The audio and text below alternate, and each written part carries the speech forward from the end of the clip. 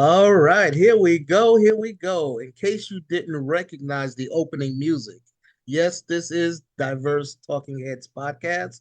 This is the holiday edition. And I'm your host, Calvin Gibbs. We're so happy, blessed, and pleased that you have chosen to listen to this edition of Diverse Talking Heads Podcast. And in the studio with me today, we have several of our, I would say, permanent panelists with us. We have Charlie, panelist Charlie. Welcome. Calvin, as always, thanks for having me. And I'll just mention again to our fellow panelists, happy Kwanzaa, happy Hanukkah, and so forth. Thank you, Charlie. And we have panelist Amy. Amy, welcome. Thank you so much. So wonderful, as always, to be here. Thank you, thank you, thank you. All right. And we have panelist Karen. Hello, happy holidays, everyone. Glad we're all here one more time. Yes, indeed. And we have panelist Dan. Welcome, Dan. Hello there. Good to be with you all this evening. Yes, indeedy. So as I was just talking with the panelists, I'm in the holiday spirit. I've got a permanent smile on my face. Nobody can get on my bad side. My bad side doesn't even exist. At least for the next 12 to 20 days, I'm going to put all the baggage out and just keep a smile on my face and try to bring a smile to other people as well. So let's talk about some things that we do for the holidays. The favorite stories, favorite gifts, worst gifts, some re-gifts. Let's talk about some of these things. I'll throw out the first question. What is the best Christmas gift that you have ever gotten that you can remember and talk about? I see the panelists thinking. They are thinking, what is the best Christmas gift, the best holiday gift you ever got? If it was a Christmas gift, that's fine. Amy. Mine's going to be super, super cheesy, but it was about 7 years ago. We, as I've mentioned on other shows, our foster family have adopted our two youngest through foster care. And about 7 years ago, the judge surprised us right before Thanksgiving and was like, I think we can get this adoption done by the end of the year. And we were shocked. My then 11-year-old was like, it was literally the only thing that she wanted was to know that her little sister was going to be with us forever.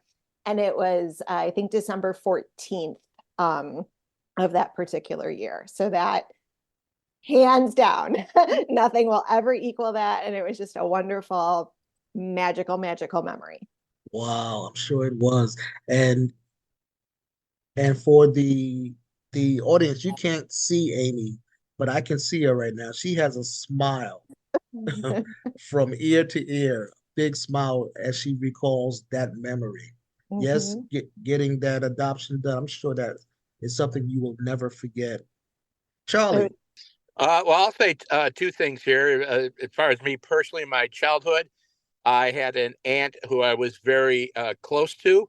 My aunt was a teacher, junior high teacher, And what she would do every year is she would give me a lot of books. And of course, I'm showing my age, but she would give me a box of like paperback books, what used to be the old SBS Scholastic services. And, like 10 or 15 or 20 or so. And they would all be in a box like that. And of course, I would just go and devour them, post Christmas. That was probably the gift I remember the most. And I'll just mention going off what Amy is talking about with adopted children. As some of you know, I'm a volunteer with the CASA organization. Just before we were doing this program tonight, I was just over at their office where they're having their gift drive, and I picked up some gifts for the children there. The family with the children I have are children of color, and the girl is 12 years old, and was looking through the place, and I thought, they had a lot of books there, and I tried to find books that would have a character of color that related to around her age and all that, role models and that sort of thing. I was able to find a couple of them. And I also did that for the boy as well. And I got him some other toys and gift cards as well on that. And just a little more on that. The case I've been involved with the most, the mother has come back into the picture, and she just met with her children in person because she lives in another part of the country for the first time in about 6 years. Wow. And Oh my gosh, yeah, that's amazing. Sorry to interrupt, but that's amazing. yeah, no, go ahead. It was the caseworker on the case. It was a supervised visit because she'd done Zoom calls with them and that, but it was the first time she did it. The visit went, from what I hear, extremely well. And I believe that monthly visits will continue, and hopefully we can take those back to the judge if they go well. And we'll see where it goes. Perhaps they'll be back with her eventually. That's what my hope is. All There's right. nothing like having the family come back together. Like there's nothing like it. It's amazing. That's really wonderful news. I hope that fingers crossed. Fingers crossed. Cross my fingers for them too. Yep. Yeah, I'll see the kids next week, and I'll talk to them about that. Yeah. Oh, I hope. How wonderful for that to have happened. Yeah. That is something when you witness it, it's so emotional because the kids are just so happy that they're able to go back to their parents regardless of the time away from them. And it's like, it's like, wow. And that's why when people say social workers don't do this, that, or the other thing, I'm like, man, not true. Absolutely not. Absolutely not. The caseworker, the current caseworker on this case, who's about to leave, unfortunately, her job has been absolutely fantastic. So let's change the question up slightly. And Karen, what is your favorite or most memorable Christmas memory? Ooh, my favorite, most memorable is going home to New York, and within 24 hours, I had the flu. Wow. And my mother was like, "What's wrong with you?" And I was like, "I don't know." Anyway, she ran my bath water. I was like, "What?" As an adult.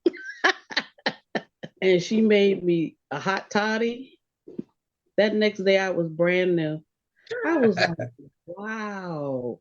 Like I didn't think that I was feeling that bad, but I apparently I was. She said I looked different, and it was like night and day. And I did have the flu, but I was able to stay my little vacation and come on home, hang out with the girl. See, Mama knows best. She did, because I was like, it would, and it was like Christmas, everything would, closing early and what have you. Mm-hmm. She was like, I got something for you. I was like what? She was like, don't worry about it. I'll make you some tea. But she didn't tell me until the next day what was in it. Yeah, all that good stuff.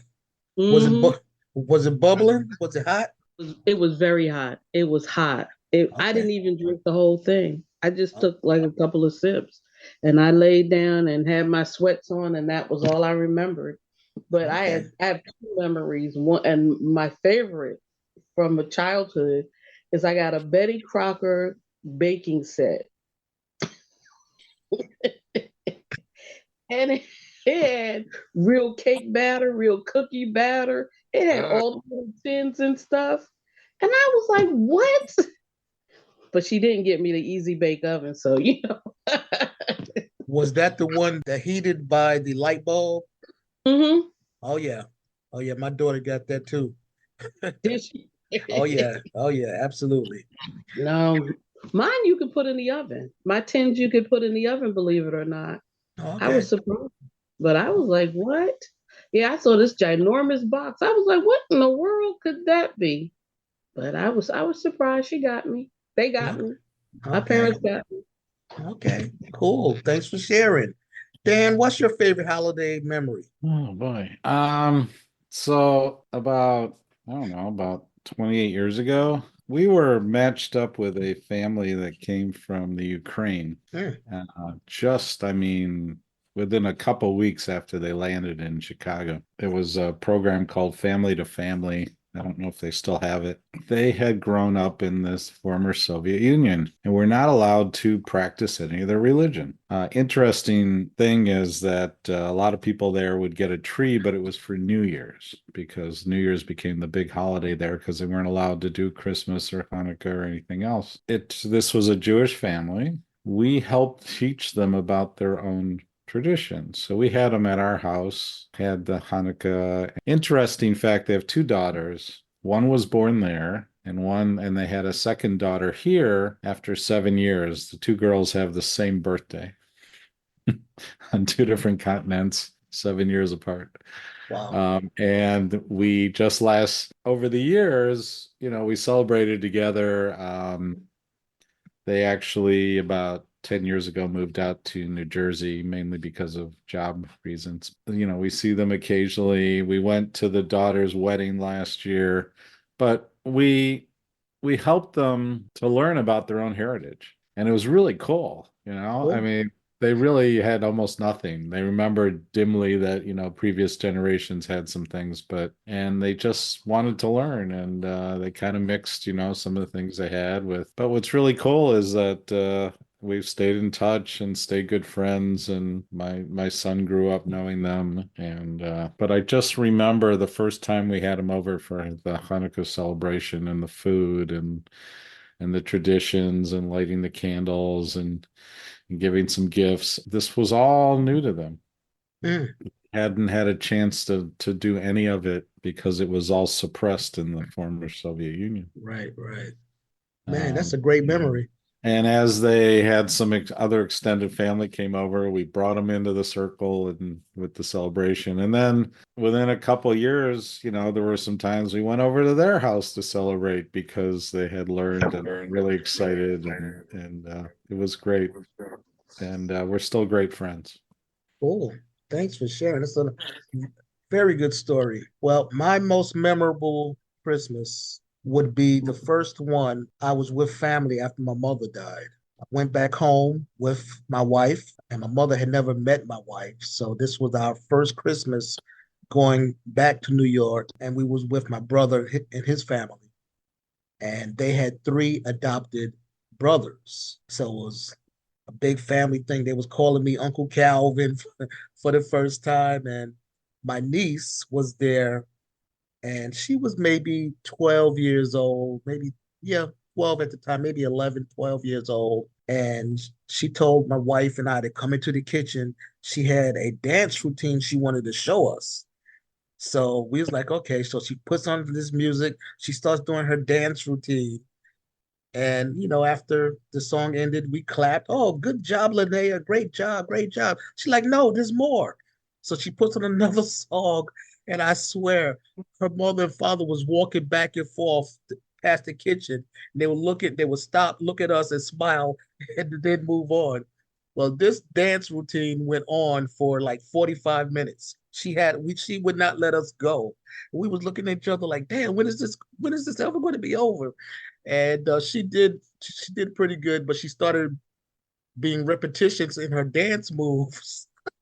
So we were saying the same things over and over. And I was like, I really got to go to the bathroom, Linnea. I'll be right back. So that was my chance to get away and go downstairs. But that Christmas was most memorable because it was the first one without my mother there. Her ashes was in the urn. I remember spending a lot of time looking at and holding the urn and just remembering times with her. And then it was time to start new memories without her. And I think that for me was most memorable. And we had to sleep in a room that was like freezing. My brother had the room freezing, and we both caught pneumonia by the time we got back to Chicago. Yeah, yeah. Most memorable trip. Most memorable trip. I was lit You're I was literally up against the wall of the room. That's where the bed was situated. So my back was to the wall, and the wall was freezing cold. So, do that for a couple days, and yeah, you get some cold in your lungs. And that was your memorable. niece knew she had you. She's like, oh, Uncle Calvin, he's not going anywhere. Oh yeah. Oh yeah. She had an audience, a captive audience. But it was fun, and now she's in her junior year of college. She's a medical student doing her thing, and yeah, those memories will never leave us. Let's change this up and ask any of the panelists, is there any topic that you want to bring up? Any question, any topic, go for it. The mic's open. Is this regarding the holiday season or anything? Well, let's keep it to the holiday season, Charlie. Okay. Well, I'll kind of give a more humorous thing. As some of you know, I play Santa Claus. I have done it. This is my 25th year of doing it. I have already completed some events. I'm doing one tomorrow, in fact, at a school in the southwest side of the city. And I also have worked all those years on Christmas Eve as well. I have 3 stops scheduled during the evening on Christmas Eve.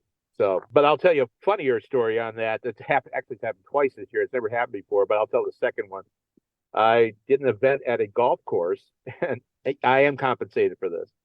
So we did the event. I was with 2 elves, 2 wonderful actors playing the elves, and this whole thing went like 5 hours. And so we did it. Everything went fine, and it was leaving. I took the outfit off and was ready to go. And then the lady who had done the order stopped me and said, are you an independent contractor? I said, yes, I am. And, oh, how much do you charge? And I gave her my rate, which was, I probably should have said more, but I wasn't thinking at the time. And then suddenly some management type came out and suddenly opened his wallet up and handed me 2 Ben Franklins. And I guess I am doing this tomorrow, huh? What time? Doing it the next night. I came back the next day and did it. So it's good to be Santa, Oh yeah.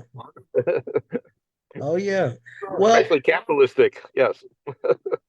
Well, Charlie, I have a Christmas joke for you. Uh-oh. Sorry. What do snowmen eat for lunch? What do snowmen eat for lunch? Mm-hmm. Carrots, maybe? Anyone else want to chime in? What do snowmen eat for lunch? Iceburgers. Get it? Iceburgers. Okay, that might be a dad joke. Okay, here's one. Uh-oh. Why did Frosty's girlfriend break up with him? Why did Frosty's girlfriend break up with him? He wasn't actually.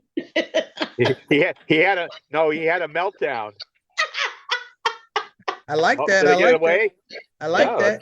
I like that. He had a meltdown. I like that thinking.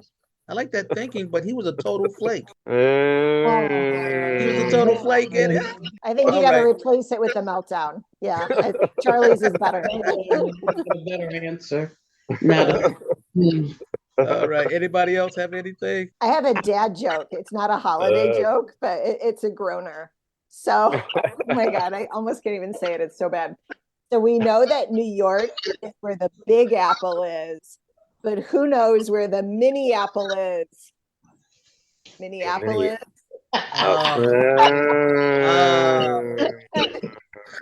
Groaner. All right. I'm working on a record number of on this show here. 5 out of 5 groans. Right? Yeah, I think that's a record.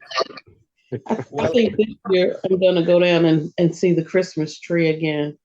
Because, when I would come home from work, I would come by where the trees were on display and just look at them and go like, okay. Like, truth be told, some of those trees were really ugly. Really, really ugly. Like really, really ugly. So this year I'm going to go see what they're doing downtown. Because it's so hard to park, especially at night.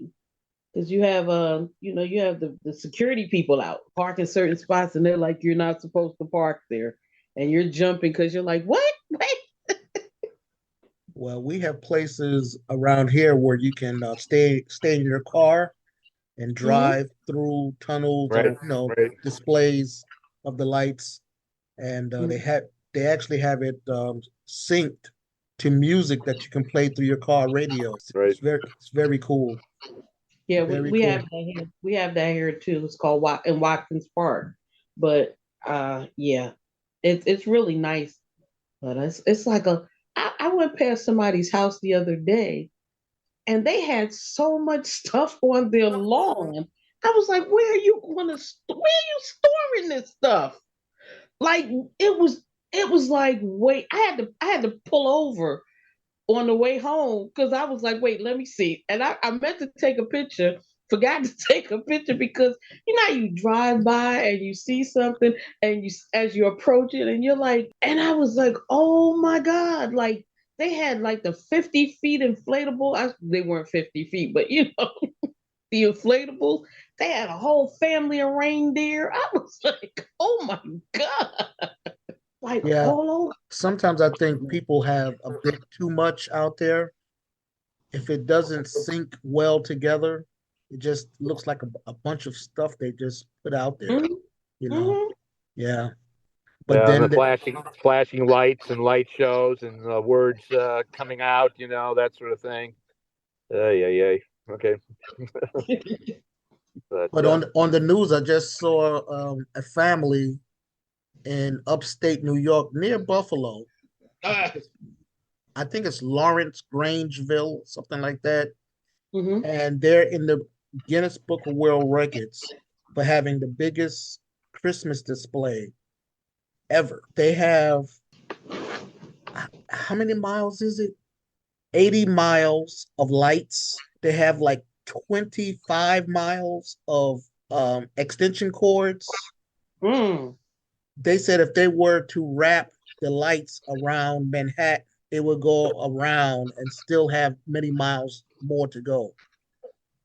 But the kicker is last year their light bill was only $350 due to the use of Solar? LED lights. Oh, That, really? that's what they were saying. I don't know how true that is, Wow. but man, I told my wife next year we're going to LED lights. Everything's going to be LED. If that's the case, I can do $350 once during the winter season. Wow. It's almost that anyway. So this has been some interesting conversation, guys. I want to thank you for sharing. But let's bring it to let's end this on a serious note because we all know that the world is, I would say, not quite on fire yet, but there's a lot of despair going on. There's a lot of wars. There's a lot of people that are hurting. There's a lot of confusion. There's people that's displaced. There's other people that, because of inflation and the economy, can't make ends meet. They may not have as good of a holiday as they would want for them or their families. So at this point, I want to invite you all, if you would like to, just throw out into the world, into the atmosphere, anything that you want for the world this holiday time and going into the new year. And anybody can start if you want to. Well, Well, I'll, so I'll just say, one of the things that's interesting is that most of these holidays have lights involved. This is the darkest time of the year. I hope people will shed light on each other. I hope that everyone is open to learning about each other's traditions mm, and maybe even get an opportunity to celebrate theirs with them and learn. I think we have more in common than we realize. absolutely. Absolutely. Thank you, Dan. Yes, Karen. This has been like from our conversations, a lot of what Dan has said are thoughts that have run across my mind. I wish that we would not be as gullible as we've become, love each other regardless. Love each other regardless. Skin color has nothing to do with it. Level of intellect has nothing to do with it. Be kind to someone. If you can Mhm. pay it forward, pay it forward.